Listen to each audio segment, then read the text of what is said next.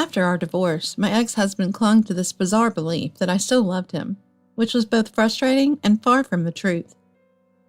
What's more, he was convinced that the sole reason for our split was his mother, Jessie, as if resolving issues with her would magically fix everything. That thought alone was enough to infuriate me. I married Ken, who was 8 years older than me, when I was in my early 20s. Ken, being older, had a domineering attitude and a sharp tongue, but back then, I was young and naively thought, "He's so manly and wonderful." I accepted everything about him without question. When he complained about my cooking or how I cleaned, and said, "I'm telling you this for your own good," I believed him, thinking, "That's wonderful." And when he told me to walk 3 steps behind him on dates, I obediently agreed. My friends expressed disgust at this and warned me it wasn't right, but I was so deeply in love with Ken, having pursued him first, that their concerns fell on deaf ears. Looking back, I deeply regret how I treated those who tried to advise me, even cutting ties with them and cutting off all communication.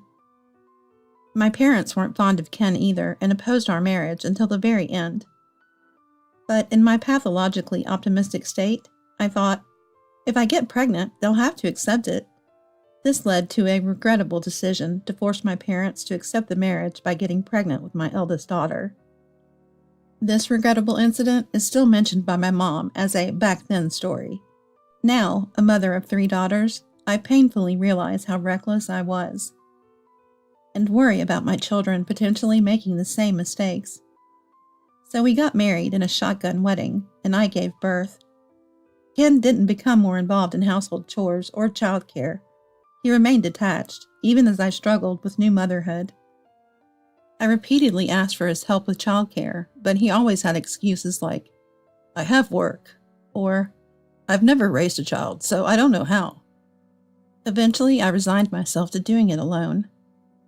Thankfully, my mom came to help, which was a saving grace. Without her, I shudder to think what would have happened. As for my relationship with my in-laws, it wasn't great. Jessie, my mother-in-law, who prided herself on having 3 sons, exclaimed upon the birth of my first daughter, "You should have had a boy like me."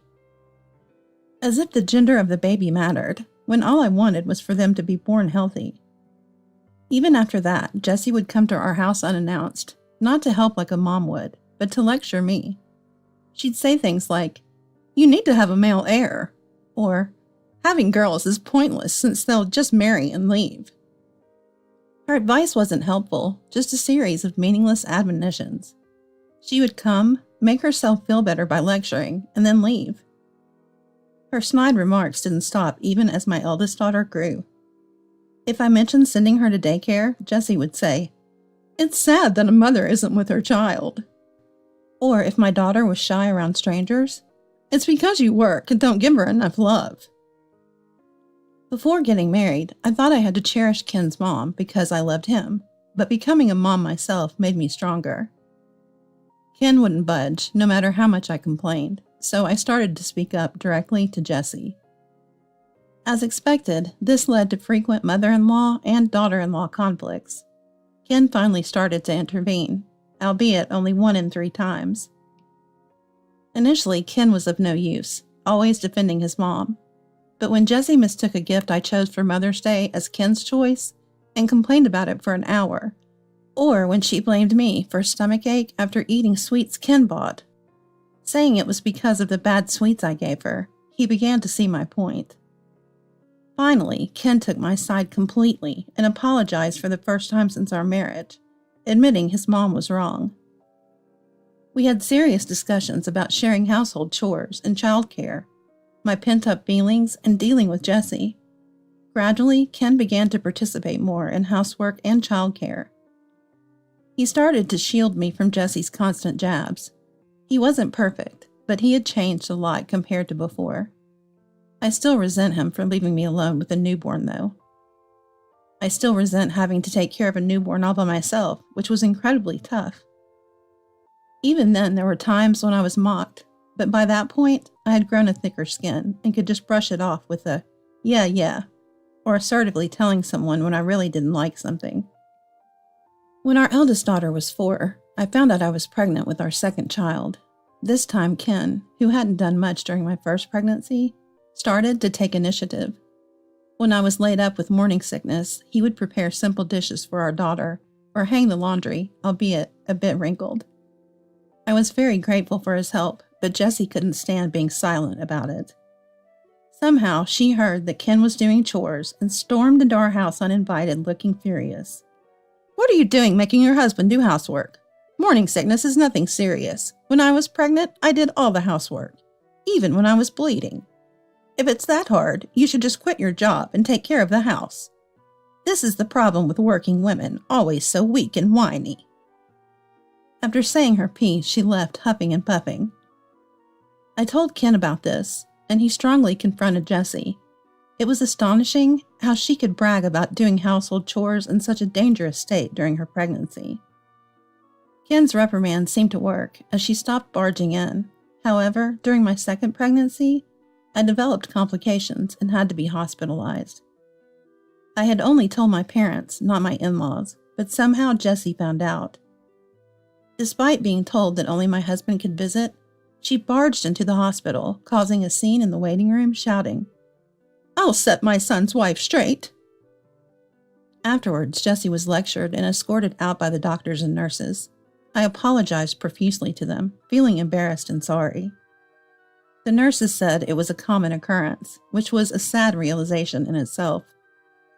Afterwards, thanks to the help of the nurses and Ken's support, I safely gave birth to our second daughter. She inherited my features, hooded eyelids, and natural curly hair, unlike our first daughter, who has Ken's distinct double eyelids. But she was just as precious to me as our first, the most beautiful child in the world. However, Jessie found something to criticize again. When we went to show the baby to Ken's parents after getting discharged, Jessie looked at our second daughter and said, "She has such an unlucky look on her face. It's depressing to watch. This must be because you worked during pregnancy. And another girl? You really are useless. In the old days, girls were considered so worthless they were given away." I was so fed up with her that we left immediately. I unloaded all my pent-up frustrations and sadness from her insult to our second daughter on Ken, crying my heart out, and warned him, "If you make me deal with that woman again, it's divorce." Honestly, I wouldn't have minded divorcing at that point, considering everything. But Ken promised to keep us away from her, so I decided to trust him and leave the rest to him. True to his promise, my daughters and I never met Jessie again, and Ken only occasionally visited her. I heard Jessie was angry, but I didn't care. It was all her fault after all. So when I got pregnant with our third child, I didn't tell her, and even after the birth, I never let her meet the baby. Our third child was also a girl, which made me even less inclined to let her meet Jessie. I knew she would just make another snide comment like, "Another girl, huh?" For decades, my daughters and I lived without any contact with Jessie, enjoying stress-free Christmases and Thanksgivings, until one incident shattered our peaceful family life and led to our separation. The incident was Jessie injuring her leg and becoming unable to move around as she used to. Ken told me about it after returning from his parents' house, and my response was just, "Oh, really?" But then, in the next moment, Ken said something absurd. "I want to invite Mom to our house." He had even already told her she could come. That's what real aversion feels like. I couldn't understand why he would make such a decision. First of all, Ken's unmarried younger brother lives with Jessie at the in-laws' house, so there's no need to bring her to our house for care. When I pointed this out, Ken suddenly declared, "I'm the eldest son, so I should take care of her," despite never using the eldest son argument before. Apparently, Jessie did most of the housework, leaving the younger brother incapable of managing anything. I suggested, why not share the caregiving responsibilities with your brother at your parents' house? Ken responded, "But I'm the eldest son, and I've never really shown my gratitude to Mom. This is my last chance to show my appreciation. We don't know how many years she has left." By the way, Jessie is robust other than her leg injury, with no issues in her health checkups. While it's fine for him to show gratitude to his parents however he wants, I told him, I have work, so I won't get involved and I won't allow her in our house. Ken retorted, but your salary from your clerical job isn't that significant, right? I've indulged your whims until now by not visiting my parents' house. But now you can't help with an emergency situation? Really? Mom was right. Working women are inflexible and charmless. You were the one who confessed to me, and now you can't even support me a little? He sighed in exasperation. Then, to my shock, he produced a complete divorce application and said, think about this, and left without waiting for my reply. I couldn't stop crying as I looked at the filled-out divorce application. I couldn't help but wonder why I ever married such a terrible man. I was overwhelmed with tears of regret. Was Ken really perceiving my refusal to visit his parents' house due to Jesse's harassment as just my whim? Had he forgotten how his own children were constantly belittled by her? The reason I worked was because Ken's salary alone wasn't enough to support us. Yet he saw my job as another one of my whims. That's ridiculous. Fortunately, our children were already independent, so there were no child support expenses. My salary wasn't high, but it was enough for me to live on my own. And with a full-time job, I had a decent bonus, so there were no financial worries. Deciding this, I packed my belongings, informed my children of the divorce, and they unanimously supported my decision, saying I had endured enough. I then moved to a business hotel and filed the divorce papers the next day. When I explained the situation to my parents, they just shook their heads, saying they had opposed the marriage for this reason. After filing, I contacted Ken to inform him that I had submitted the divorce application. He called me immediately, angrily asking, "Why did you file it?" I responded, "You told me to think about it, right? So I thought about it and decided to file. Is there a problem?" He replied, "I didn't mean it like that, and I didn't think you would actually file it." What? Did you think showing me the divorce papers would make me comply? Wow, I didn't know you could be so deceitful. The person I fell in love with wasn't like that. Besides, anyone who uses threats and divorce papers to get their way would instantly kill any love I had. I can't trust or live with someone so cowardly. When he asked, "Don't you still love me anymore?" I replied, "I did. But at that moment, I started to hate you. There's no reason to love someone who threatens me with divorce papers." I said this with a surprisingly cold voice and then hung up the phone and turned it off. After turning my phone back on, I saw many missed calls from Ken, but I had nothing left to say to him, so I didn't call back. Then Ken came to my parents' house, pleading at the front door for me to come back and deeply apologizing. Of course, my answer was no. I reiterated the reasons I had given over the phone. As he continued to complain and express dissatisfaction, I said, "You say you want me to come back, but you just want a servant to take care of Jessie, right? It seems like you've already told your siblings you'd take her in, and now no one is willing to help you. Am I wrong? Besides, you said it yourself. You want to show gratitude to your parents. Without me, you can do that to your heart's content. Isn't that great?" He didn't argue, so probably I was right. Still, he wouldn't leave, so I threatened to call the police, and that made him leave, looking disappointed and defeated. Afterwards, I messaged him saying, "If you come again, I won't hesitate to call the police." He didn't respond. There was no further contact from him, and I continued my life as usual, but one day, I received a call from Annie, the wife of Ken's second brother, the third son, with whom I had had little interaction. I hadn't seen or contacted her since I stopped going to the in-laws' house. Annie, too, had been harassed by Jesse. Apparently, Jesse had some pretty harsh things to say to Annie, who couldn't have children, which led to Annie and her husband, Ken's brother, moving far away and effectively cutting ties with the in-laws.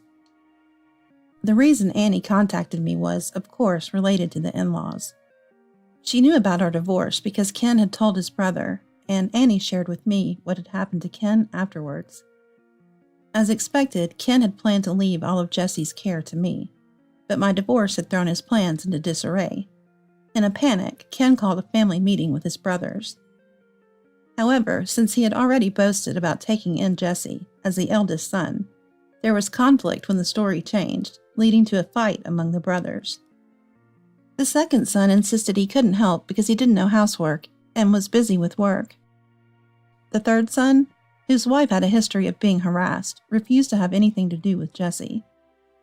With his brothers adamantly refusing to cooperate and no resolution in sight, Ken stubbornly declared, "Then I'll take care of her, you ungrateful people," and took Jesse in. He accused them of lacking gratitude towards their parents, but I think Ken, who first said he would take her and then backed out, is the one who failed to fulfill his responsibility to his parents. Taking care of her while working must be tough. Everyone at work said the same. Also, during the discussion, my husband mentioned that Ken still believed you must love him, blaming Jesse for driving you apart. So there might be a chance that he will try to contact you again. I don't want to bring up Ken's matters, but I thought I should warn you. Hearing this gave me chills. After everything that had happened, how could he still believe I had any love left for him? It seems from what I heard that Ken doesn't think the divorce was his fault. I thanked Annie and ended the call, staying alert for a while, but there was no contact from Ken. Years passed without any incident, and I thought my worries had been unnecessary. But Annie's warning eventually became a reality. Nearly 10 years after the divorce, I received a call from Ken. Expecting nothing good, I answered, but it was just small talk at first. Growing impatient with the pointless conversation, I told him I'd hang up if he had nothing important to say. He then hurriedly began talking about his situation. Ken's life had been as Annie suspected. Taking care of Jesse while working was extremely difficult. He often had to miss work for caregiving duties, and Jessie, frustrated with her inability to move as she wished, started taking it out on Ken. Initially, it was just venting, but her paranoia escalated, accusing Ken of stealing her wallet and screaming at him as a thief. Realizing something was seriously wrong, Ken took a reluctant Jessie to the hospital, where she was diagnosed with dementia. Despite being prescribed medication, she didn't calm down. She would scream loudly enough for the neighborhood to hear, claiming that strangers were entering the house and attacking her. With her physical strength still intact, she even started wandering outside, pushing her walker. Ken, finally reaching his limit, decided to place Jessie in a facility and humbly asked his brothers to share the costs. Recently, they managed to find a place for her. After hearing everything, my immediate response was, "So what?" I was even surprised by my own unconscious reaction. Ken seemed even more shocked. I told him, "If someone else told me this, I might say, that's tough, but honestly, I couldn't care less about you guys. Why are you even telling me this? So what if she's in a facility? It's none of my business." When he asked why I was being so cold, I replied, "What? You wanted sympathy or a there from your ex-wife? You're a man over 60 seeking comfort from an ex-wife. That's creepy. We were married once, but now we're strangers. I'll say it again. I don't love you or anything like that. I'm indifferent. I'm happy post-divorce, so stop disturbing my life." Then I hung up and blocked Ken's contact details, something I should have done long ago. I thought that would make it clear to Ken, but I was naive. Later, a letter from Ken arrived at my parents' house. The letter, written over 4 pages, was more like a creepy note than a love letter. It said, "I'm sorry for being a coward who didn't protect you from the devil that was Mom. She tore us apart, but now that devil is gone. There's nothing to stop us. I know it's been a long detour, but if any of your feelings remain, I'm ready to accept your love. Come back with nothing but yourself." Reading it with my mom, we both felt disgusted. Apparently, Ken also reached out to our daughters, asking for their help to reconcile, but all of them refused, and my dad even scolded him, saying he was the problem. Enraged, Ken apparently accused our daughters of being ungrateful for his financial support for their education. But when our eldest asked him if he really thought I'd want to reconcile with someone who spoke so arrogantly, he lost his earlier bluster and fell silent. Though my daughters are still living independently, and it's unlikely Ken would go to them, I still warned them to be cautious and shared the content of the letter. There was a time when I heard that men often think every woman they date is interested in them, but I shrugged it off as unlikely. Now, I can't believe it was actually true. After more than a decade since our separation, Ken sending such a letter proves he still doesn't think he's at fault.